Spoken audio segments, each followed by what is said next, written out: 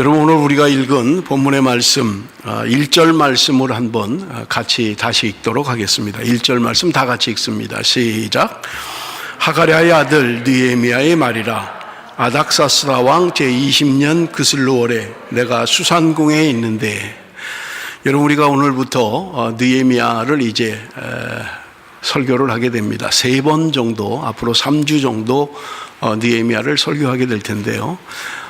느헤미야는 우리가 아는 것처럼 포로 시기에, 포로 때에 쓰여진 성경입니다. 우리가 그 성경의 역사서들을 보면 열왕기 하로 이제 남북이 전부 다 멸망을 하죠.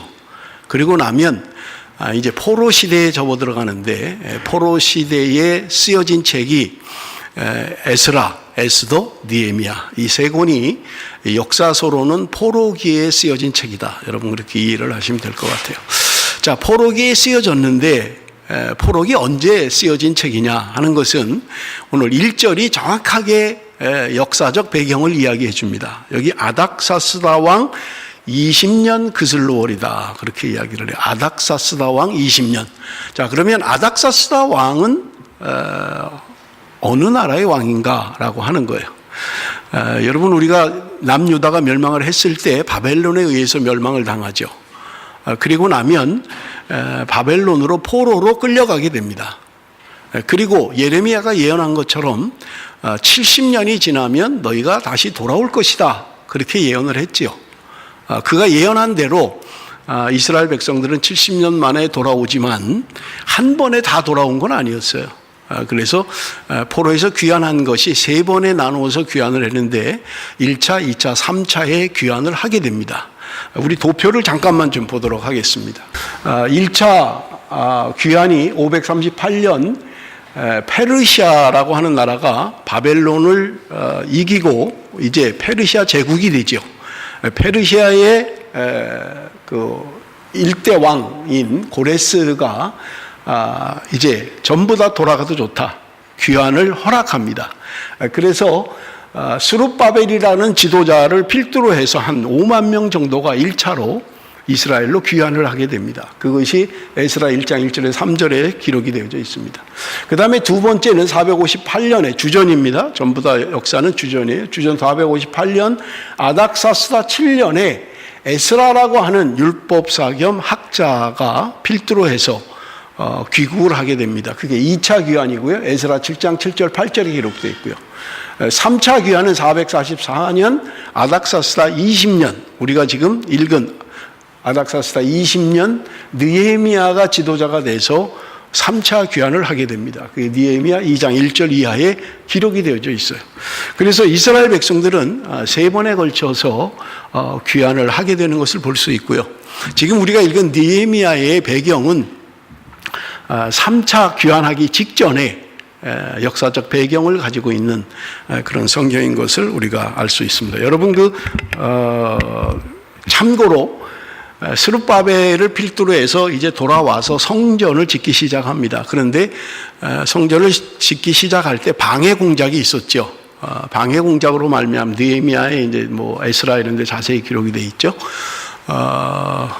한 16년 동안 공사가 중단돼 버리고 맙니다. 그러다가 다시 성전 재건이 시작돼서 주전 516년 아닥사스다 왕 때에 성전이 완공이 됩니다. 그것을 우리는 스룹바벨 성전이다, 그렇게 이야기를 해요. 여러분, 이스라엘 역사에는 성전이 3번밖에는 없었죠. 제일 먼저 지은 것은 솔로몬 왕 때 성전을 지었습니다. 그게 바벨론 포로로 가면서 무너지고 포로에서 귀환해서 516년에 다시 지은 게 두 번째 성전인 스룹바벨 성전이에요. 그리고 세 번째 성전은 예수님 당시에 있었던 헤롯 성전이 세 번째 성전입니다. 그래서 이스라엘은 3번 성전을 가지고 있었는데 솔로몬 왕 때 지은 것, 그 다음에 스룹바벨 왕 때 지은 것, 그리고 헤롯 왕 때 다시 지은 것. 헤롯 왕 때 그 성전은 아주 잘 지었어요. 46년 동안 성전을 지은 아주 아름다운 성전이었습니다. AD 70년에 로마군이 쳐들어와서 그 헤롯 성전을 무너뜨리고 지금까지 역사에 이스라엘은 성전이 없습니다. 지금도 없어요. 모형만 있을 뿐이지 실제 성전은 존재하지 않습니다. 아닥사스다 왕 20년. 여러분 우리가 좀 배경을 좀 말씀을 드리면 아닥사스다 왕이 굉장히 유대인들에게 호의적인 것 같아요. 그죠? 뭐 여기 본문에도 보면 아닥사스다 왕의 아버지가 누구냐 하면 아하수에로 왕입니다. 페르시아의 5대 왕인 아하수에로 왕인데 여러분 이 사람이 누구냐 하면 에스더의 남편이에요. 여러분 그렇게 기억을 하시면 쉽게 알 수 있을 거예요. 에스더의 남편 아하수에로가 아닥사스다 왕의 아버지다. 그 아들이 지금 이제 왕이 되어서 지금 2차 귀환, 에스라를 통해서 귀환한 2차 귀환은 아닥사스다 왕 7년에, 그리고 느헤미야를 지도자로 해서 귀환한 3차 귀환은 아닥사스다 왕 20년 때의 일이다. 여러분 그렇게 이해를 하시면 대충 역사적 배경이 느헤미야가 활동할 당시에는 바벨론 포로로 끌려가고 나서도 130년이 지난 때예요. 상당히 오랜 시간이죠. 그런데 느헤미야는 1차에도 귀환하지 않았고 2차에도 귀환하지 않았고 444년 3차에 귀환을 하게 됩니다. 그러니까 이 느헤미야서가 쓰여진 당시의 배경은 바벨론 포로로부터 130년 정도가 지난 때다. 여러분 그렇게 이해를 하시면 되겠습니다. 자, 느헤미야가 누구인가? 1절에 오늘 본문에 기록되어져 있는데 하가랴의 아들 느헤미야다 이렇게 되어 있어요. 하가랴의 아들 느헤미야. 그런데 성경 다른 곳에는 하가랴라고 하는 사람에 대한 소개가 없습니다. 누구인지를 몰라요. 그냥 하가랴의 아들 느헤미야다라고만 되어 있습니다. 그렇기 때문에 이 느헤미야는 말씀드린 것처럼 130년 포로로 끌려온 지 130년이 지났다라고 하는 것은 느헤미야가 적어도 지금 이민 3세 또는 4세, 우리가 한 세대를 30년이라고 보면 130년이니까 4세대가 지나가면 120년 정도 되잖아요. 그러니까 아마 느헤미야의 증조 할아버지 때에 포로로 끌려온 것이 아닌가 그렇게 추측을 합니다. 좀 더 오래 살았다면 할아버지 때에 포로로 끌려와서 느헤미야는 지금 이민 3세나 4세로 지금 바벨론에서 태어난 페르시아에 살고 있는 사람이다. 여러분들이 그렇게 이해를 하시면 될 것 같고요. 11절 끝에 보면 느헤미야가 뭐를 하는 사람인지가 기록되어져 있는데 그때 내가 왕의 술관원이 되었었느니라. 술관원이었다는 거예요. 페르시아의 술관원이었다는 거예요. 여러분 우리가 생각하면 뭐 이런 직책도 있나, 뭐 술 따라주는 사람인가 그렇게 생각하기 쉽지만 그렇지 않아요. 굉장히 고급 관료고요. 지금으로 말하면 아마 비서실장에 해당하는 직책일 거예요. 왜냐하면 우리 한국도 마찬가지죠. 한국 역사도 그렇죠. 왕을 죽일 수 있는 제일 쉬운 방법이 음식에다가 독을 타는 거예요. 그래서 우리 한국에도 뭐 왕들이 식사를 하기 전에 그 기미상공이요? 기밀상공? 정확하게 일부 예배 때 들었는데 이름을 모르겠어요. 그 최고의 상공이 임금이 밥을 먹기 전에 음식에 그 맛을 보는 게 아니라 독이 있는지 없는지를 확인하죠. 그만큼 중요한 직책입니다. 여러분 여기 마찬가지로 술관원이었다라고 하는 말은 왕의 술을 맡아서 관리하는, 왕의 술을 만들고 왕의 술을 공급하는 사람인데 잘못하면 정적들이 독을 타면 죽을 수 있는, 그렇기 때문에 굉장히 신이 많은 사람들에게 이 직분을 맡길 수밖에 없고요. 이 사람은 늘 가까이에서 정책을 같이 논하고 이야기할 수 있는 지금의 비서실장에 해당하는 중요한 직책이다라고 하는 거예요. 자, 포로로 끌려온 사람이에요. 그리고 거기서 태어났어요. 그런데 그가 지금 그 나라의 최고의 자리에 올라가 있는 거예요. 왕 측근에서 보좌할 수 있는 그런 자리에 올라 있다. 여러분 그렇게 이해를 하시면 되겠습니다. 자, 오늘 본문 우리 4절 5절을 한번 보십시오. 4절 5절을 보면 내가 이 말을 듣고 앉아서 울고 수일 동안 슬퍼하며 하늘의 하나님 앞에 금식하며 기도하여 이르되 하늘의 하나님 여호와여 크고 두려우신 하나님이여 주를 사랑하고 주의 계명을 지키는 자에게 언약을 지키시며 긍휼을 베푸시는 주여 간구하나이다. 4절에 보면 내가 이 말을 듣고 앉아서 울고 수일 동안 슬퍼했다. 이 말을 들었다는 거예요. 무슨 말이냐 하는 것은 2절 3절에 기록되어 있어요. 자기 동생 하난이라고 하는 사람이 조국에 갔다가 돌아와서 조국의 소식을 알려주는 거예요. 그런데 지금 그 조국에 있는 사람들이 어려움을 당하고 있습니다. 성벽은 무너지고 성문은 부서지고 지금 엉망진창입니다. 고생이 말이 아닙니다. 라는 이야기를 듣게 됐다는 거예요. 그래서 느헤미야가 지금 그 말을 듣고 앉아서 울며 수일 동안 슬퍼했다. 그렇게 이야기하는 거예요. 여러분 보세요. 우리도 마찬가지잖아요. 이민 2세, 3세 이렇게 가면 사실 조국이라는 게 별로 의미가 없잖아요. 우리는 아직 3세, 4세 아직 안 갔잖아요. 그런데 우리 이제 자녀들이 또 여기서 태어난 아이들도 있죠. 뒤에 지금 쭉 앉아 있는 애들은 거의 다 여기서 태어난 아이들인데 얘네들이 나이가 들어서 결혼해서 또 애를 낳는 그 3세, 4세 아이들이 과연 조국이라는 게 무슨 의미가 있냐고요. 아무 의미 없는 거예요. 여러분 2세만 돼도 모국어를 사용하지 못하는 우리 자녀들도 있잖아요. 여러분 우리 부모님들은요, 우리 자녀들이 모국어를 사용할 수 있도록 해야 합니다. 자꾸 영어 하라고 하지 마세요. 영어는 학교 가면 저절로 다 배워요. 말 안 해도 영어로 나가기만 하면 영어로 해야 돼요. 근데 집에서조차도 영어로 하라고 자꾸 하지 마세요. 집에서는 한국말을 사용하라고 하세요. 한글을 읽히고요, 한글을 쓰게 하고요. 나가면 얘네들은 영어 얼마든지 해요. 여러분 이민 2세만 돼도 모국어를 잃어버려요. 모국어를 잃어버리면요, 조국이라는 건 없는 거예요. 그런데 3세, 4세까지 내려갔는데 느헤미야에게 조국이 무슨 의미가 있겠냐고요. 자기 증조 할아버지가 망해서 자기 선조들이 하나님 말씀에 불순종해서 포로로 끌려온 사람들이에요. 나하고 무슨 상관이에요? 증조 할아버지들이 지은 죄인데 나하고 관계없어요. 가보지도 않은 나라예요. 그러니 여러분 이 느헤미야가 지금 이민 3세, 4세가 됐으면서 더군다나 포로로 끌려왔잖아요. 포로의 신분으로 외국에서 살면서, 종으로 살면서 술 맡은 관원까지 올라간 사람이에요. 그런데 이 사람이 동생의 조국의 소식을 듣고 그는 울면서 슬퍼했다고 이야기하고 있는 거예요. 저도 이제 조국을 떠난 지 25년째예요. 여기서 참 많은 소식을 들었어요. 온 지 얼마 안 돼서는 삼풍백화점이 무너져서 수많은 사람이 깔려 죽고, 기차가 대구 가까이서 전복이 돼서 무궁화호가 그냥 밑으로 떨어져서 수많은 사람이 죽고, 별의별 소식을 다 들었어요. 어떻게 해요? 어떡하냐고요 여기서. 여러분 이민 3세, 이민 4세가 돼서 조국의 소식이 무슨 의미가 있겠냐고요. 그런데 느헤미야는 그 이야기를 들으면서 지금 울면서 하나님 앞에 슬퍼했다고 이야기하고 있는 거예요.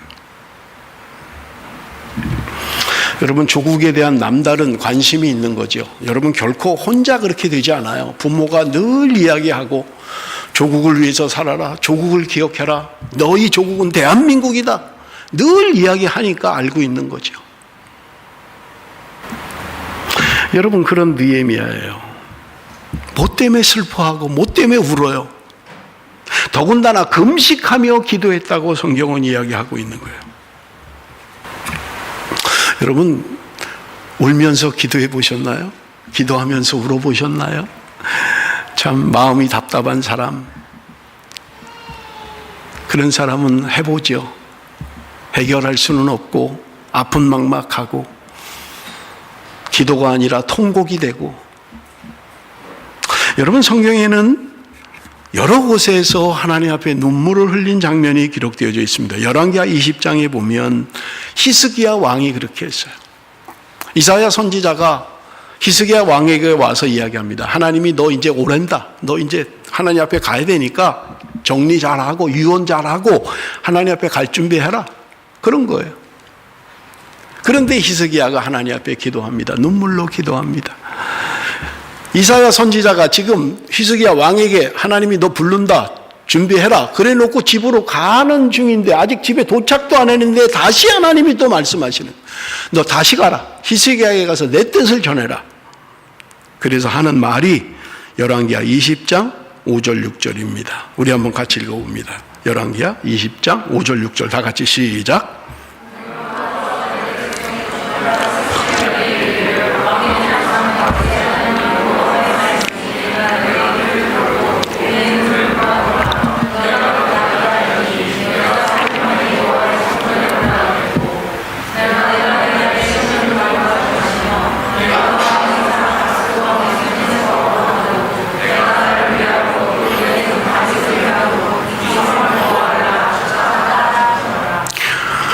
하나님께서 지금 히스기야 왕이 지금 이사야가 집으로 가기도 전에 하나님 말씀하시는 거예요. 너 다시 돌아가서 얘기해라. 그런데 그 이야기가 무엇입니까? 내가 내 기도를 들었다. 하나님이 히스기야 왕의 기도를 들었다는 거예요. 그리고 내 눈물을 보았다. 하나님이 히스기야 왕의 기도를 들을 뿐만 아니라 히스기야 왕이 흘리는 눈물을 보았다고 이야기하는 거예요. 지지난 철야 때도 제가 마태복음 말씀 전하면서 이야기했잖아요. 밤 사경에 그냥 풍랑이 일어나고 그 힘든데 여러분 성경은 이야기하고 있는 거예요. 주님이 보고 계셨다. 풍랑으로 인해서 힘겹게 노를 젓고 힘겹게 그렇게 싸워가는 것을 주님이 보고 계셨다는 거예요. 오늘 성경은 이야기합니다. 하나님께서 히스기야 왕의 눈물을 보았다. 그의 기도를 들었다. 말씀하시는 거예요. 나 혼자 힘든 것 같아요. 나 혼자 어려운 것 같아요. 나만 왜 이렇게 살아야 되는지. 내가 도대체 여기 와서 뭘 하고 있는 건지. 그런데 하나님은 기도를 들었다는 거예요. 네가 흘리는 눈물을 내가 보았다. 여러분, 우리가 신앙생활하면서 때로 답답하고 어렵고 힘들 때도 있을 것입니다. 왜 이렇게 안 풀리는지, 왜 나만 이런지. 그럴 때 여러분 기억하십시오. 하나님께서 나의 기도를 듣고 계시다는 거예요. 하나님이 내가 흘리는 눈물을 보고 계시다는 거예요. 하나님이 나를 보고 계시다면 무엇이 염려가 되겠습니까? 하나님이 나를 보고 계신데.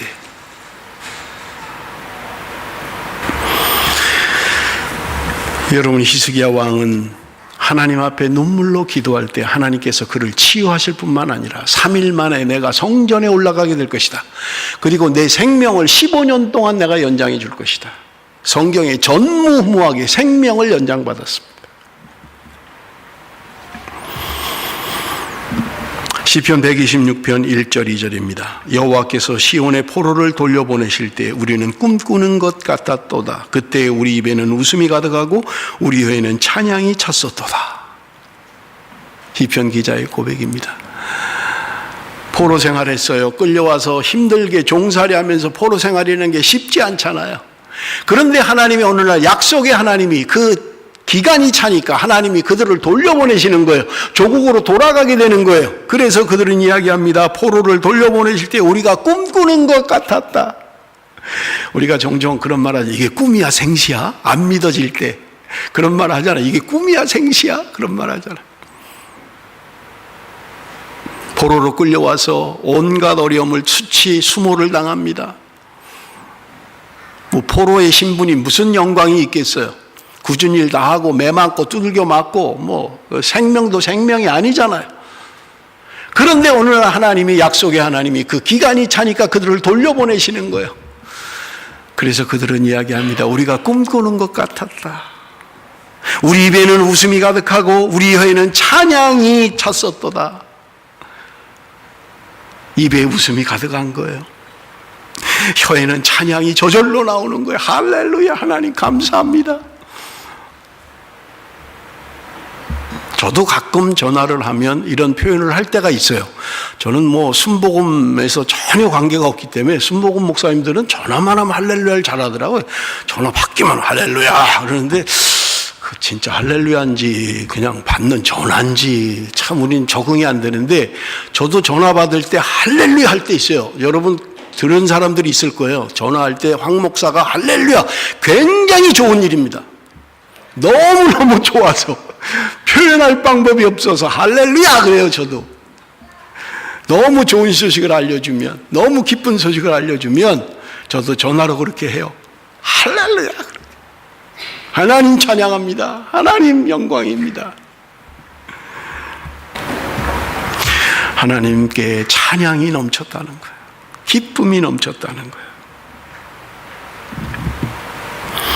여러분, 느헤미야가 애통하며 기도할 때 그게 하나님이 기도를 응답하셨습니다. 바울이 애통하며 조국을 위하여 기도할 때 하나님이 그의 기도를 응답하셨습니다. 예레미야가 조국을 위하여 통곡하며 애통할 때 하나님이 그의 기도를 응답하셨던 것입니다. 예레미야 9장 1절에 어찌하면 내 머리는 물이 되고 내 눈은 눈물 근원이 됐고 죽임을 당한 딸 내 백성을 위하여 주의하러 울리로다. 망해가는 조국을 앞에 두고 예레미야는 눈물로 기도하지 않을 수가 없었던 거예요. 그래서 그의 별명은 눈물의 선지자였던 것입니다. 망해가는 조국의 현실을 바라보면서 견딜 수가 없는 거예요. 그래서 통곡을 하며 하나님 앞에 울었던 것입니다. 사랑하는 성도 여러분, 하나님 앞에 내가 눈물을 흘리며 기도한 게 언제입니까? 하나님 앞에 내 마음을 토로하며 견딜 수 없는 마음에 애통하며 통곡을 해본 적이 언제입니까? 눈물의 기도. 30년 동안 방탕하게 살았던 어거스틴을 위하여 기도했던 그의 어머니 암브로스는 이야기합니다. 눈물로 흘리는 어머니의 기도는 결코 헛되지 않다. 30년 만에 돌아왔던 것입니다. 사랑하는 성도 여러분, 힘들고 어렵습니까? 어려움을 만나고 있습니까? 고통 중에 있습니까? 얼마나 기도하십니까? 하나님 앞에 느헤미야와 같이 통곡을 하며 하나님 앞에 울며 하나님 앞에 나가본 적이 언제입니까? 여러분, 느헤미야가 기도했다라고 하는 것은 성경이 말씀하고 있는 거예요. 그러면 여러분, 느헤미야가 어느 정도 기도를 했을까? 2장 1절에 보면 아닥사스다 왕 20년 니산월이다 그렇게 이야기해요. 아닥사스다 왕 20년 니산월에 왕 앞에 나갔다는 거예요. 그런데 소식을 들은 건 언제예요? 1장 1절에 아닥사스다 왕 기슬루월이다. 기슬루월은 11월, 12월을 말하고요. 니산월은 3월, 4월을 말해요. 그러니까 적어도 한 3, 4개월 동안 공백이 있는 거죠. 소식을 듣고 나서 3, 4개월 후에 왕 앞에 나갔다는 거예요. 무슨 소식을 들었어요? 여러분, 자기는 자기의 직위가 가지고 있는 권한이 있습니다. 왕 앞에 가까이서 언제든지 이야기할 수 있는 사람이에요. 그렇기 때문에 왕 앞에 얘기할 수 있어요. 왕이요, 내가 지금 조국이 어렵습니다. 내가 가서 좀 돌아보고 오겠습니다. 허락해 주십시오. 할 수 있어요. 그런데 그는 즉시로 하지 않았어요. 자기가 가지고 있는 권위와 자기가 가지고 있는 능력과 자기가 가지고 있는 직책을 가지고 즉시로 뭔가 해결하려고 하지 않았어요. 하나님 앞에 기도했던 것입니다. 3, 4개월을 적어도 기도한 것. 즉흥적으로 뭘 하지 않았어요. 여러분, 내가 능력이 있고 내가 가진 게 있고 하면 우리는 쉽게 뭔가 하려고 해요. 자꾸 어떤 문제를 만나면 가진 능력 가지고 해결하려고 하고요, 가진 힘을 가지고 해결하려고 하는 게 사람의 상정이죠. 그런데 느헤미야는 자신의 문제를 가지고 적어도 3개월, 4개월을 기도하며 하나님 앞에 나갔다. 자기가 충분히 할 수 있는 능력과 그런 입지와 그런 환경임에도 불구하고 그는 쉽게 하지 않았다. 하나님 앞에 기도하고 또 기도하고, 그리고 때가 되면 왕 앞에 나가서 토로했던 것을 우리는 볼 수 있는 것입니다. 여러분, 느헤미야는 무슨 기도를 했습니까? 여러분, 5절을 봅니다. 5절 우리 한번 같이 읽겠습니다. 5절 말씀 다 같이 시작. 이르되 하늘의 하나님,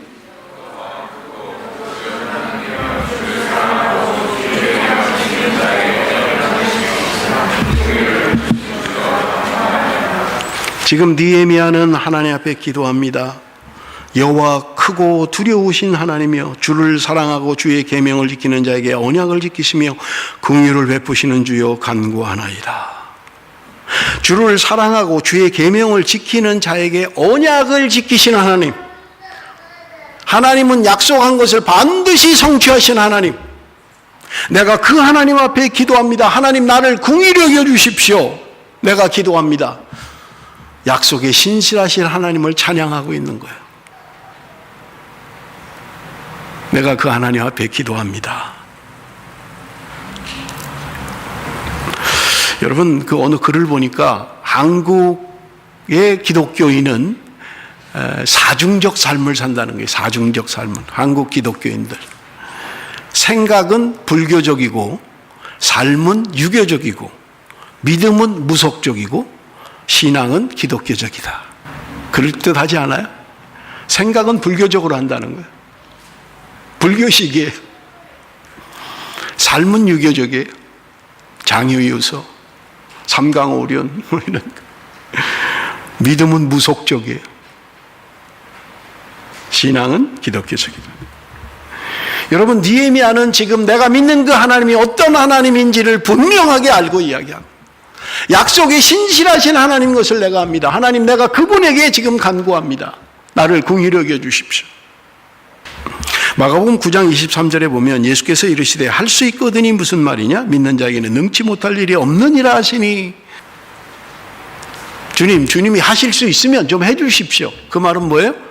못하시면 하지 말고요. 할 수 있으면 해주고요. 주님을 절대로 믿지 않는 거죠. 할 수 있으면 해주세요. 아니면 뭐 안 해도 됩니다. 그때 주님이 하시죠. 할 수 있거든이 무슨 말이냐? 믿는 자에게는 능치 못할 일이 없다. 사랑하는 성도 여러분, 오늘 나는 이런 주님을 믿고 있습니까? 믿는 자에게 능치 못함이 없다라고 하시는 말씀을 믿고 있습니까? 그냥 뭐 할 수 있으면 해주시고 아니면 말고 뭐 할 수 없지요. 뭐 혹시 그런 신앙은 아니냐는 거예요.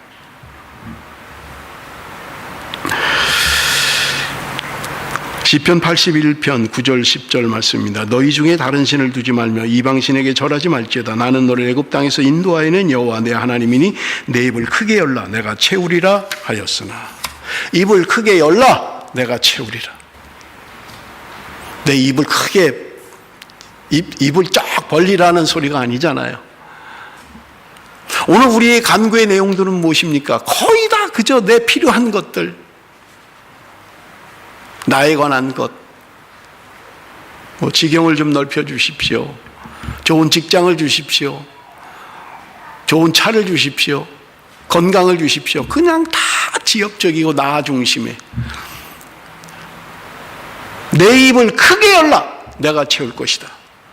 하나님이 말씀하고 있는 거예요. 현대 선교의 아버지 윌리엄 캐리가 한 말이 있습니다. 위대하신 하나님을 믿어라. 위대하신 하나님의 일을 구하라. 그리고 위대하신 하나님의 위대한 일을 이루어질 것을 기대하라. 하나님을 믿으라는 거예요. 위대하신 하나님 믿으라는 거예요. 그 위대하신 하나님의 일을 구하라는 거예요. 구해서는 그 하나님의 일을 기대하라는 거예요. 여러분, 우리가 성경에 가장 악한 왕 그러면 아합 왕을 이야기하죠. 얼마나 못됐는지, 얼마나 사람을 많이 죽이고 얼마나 못됐는지 몰라요. 그런데 여러분, 열왕기상 21장 27절에 보면 아합이 이 모든 말씀을 들을 때 그의 옷을 찢고 굵은 배로 몸을 동이고 금식하고 굵은 배에 누우며 또 풀이 주고 다니더라. 개역개정이 해석을 아주 재밌게 했어요. 풀이 죽어서 다녔다. 뭐 우리 말은 또 어깨가 축 처져서 다닌다. 뭐 이런 말을 하잖아요. 그랬다는 거예요. 아합이 그렇게 악한 왕이었지만 선지자의 말을 듣고 그가 옷을 찢고 굵은 배로 몸을 동이고 금식하고 굵은 배에 누우며 회개했다는 거예요. 자기가 잘못했지만 그것으로 인해서 하나님의 징벌이 있고 하나님의 심판이 있다는 선지자의 말을 들으면서 그는 자기 자신을 온전히 회개했던 것입니다. 그래서 28절 29절에 보니까 여호와의 말씀이 디셉 사람 엘리야에게 임하여 이르시되 아합이 내 앞에서 겸비함을 내가 보느냐. 그가 내 앞에서 겸비함으로 내가 재앙을 저의 시대에는 내리지 아니하고 그 아들의 시대에야 그의 집에 재앙을 내리리라 하셨더라. 그 악한 왕일지라도 하나님 앞에 회개하고 돌아오면 하나님은 용서하시고 그 죄를 용서하신다고 말씀하고 있는 것입니다. 6절 7절을 우리 한번 같이 읽습니다. 6절 7절 말씀 다 같이 시작.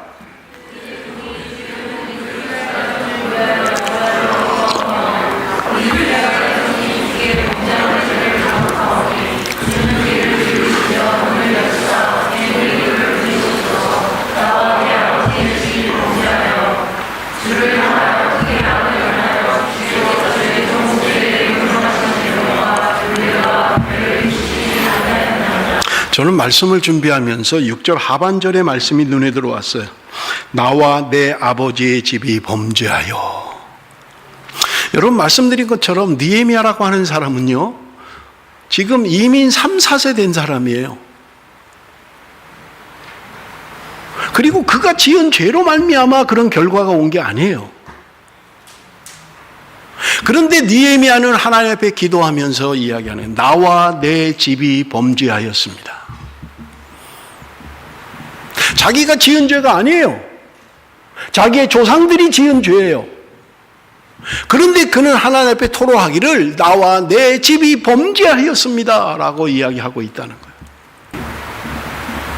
여러분, 시대의 잘못은 반드시 하나님은 그 시대에 살았던 사람들에게 질문하실 것입니다. 소돔과 고모라가 멸망받는 그 시대에 살았던 그 사람들에게 물으실 거예요. 이 땅이 잘못됐다면 하나님은 이 시대에 살고 있는 그 사람들에게 물으실 것입니다. 대한민국이 잘못됐다면, 아니 나는 뭐 한국에 살지도 않은데, 그때 난 살지도 않았는데, 난 호주에 있었는데, 그래도 물으실 거예요. 여러분, 공동체의 죄는 나는 그때 그런 짓 안 했는데, 아니에요. 거기 있는 것만으로도 함께 그 죄를 나누어야만 하는 거예요. 그래서 조심하셔야 됩니다. 뭐 교회가 어떻고, 나도 그 교회 하나예요.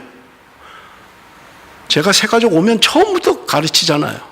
교회는 건물이 아니라고요. 사람이라고요. 베델 교회는 없어요. 우리가 베델 교회예요. 우리가 없으면 베델 교회도 없는 거예요. 교회가 어쩌고 그러면 나가 포함돼야 돼요. 그 안에. 그 안에 내가 있다고요. 그런데 마치 나는 아닌 것처럼, 교회가 문제가 많아. 교회가 사랑이 없어. 교회가, 내가 그런 거예요. 내가. 그래서 여러분, 그런 걸 깨닫게 되면 하나님 앞에, 하나님 내가 죄인입니다. 하나님 내가 사랑하지 못했습니다. 하나님 내가 섬기지 못했습니다. 내가 하나님 말씀에 순종하지 못했습니다 라고 기도해야 된다는 거예요. 나는 했어요. 그때 딴 사람들만 안 한 거지. 그렇게 할 수 없다는 거예요.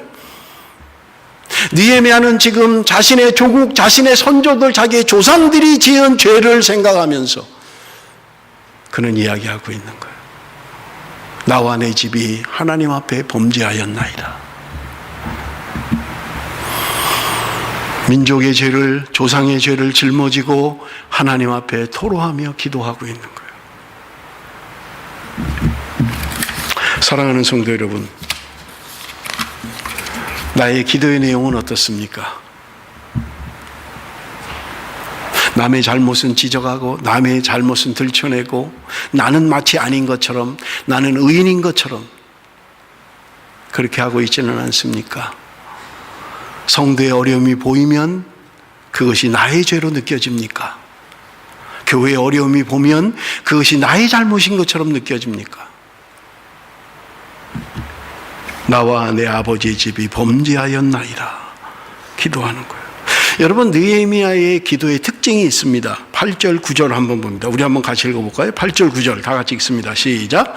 옛적에 주께서 주의 종 모세에게 명령하여 이르시되 만일 너희가 범죄하면 내가 너희를 여러 나라 가운데 흩을 것이요 만일 내게로 돌아와 내 계명을 지켜 행하면 너희 쫓긴 자가 하늘 끝에 있을지라도 내가 거기서부터 그들을 모아 내 이름을 두려고 택한 곳에 돌아오게 하리라 하신 말씀을 이제 정하건대 기억하옵소서.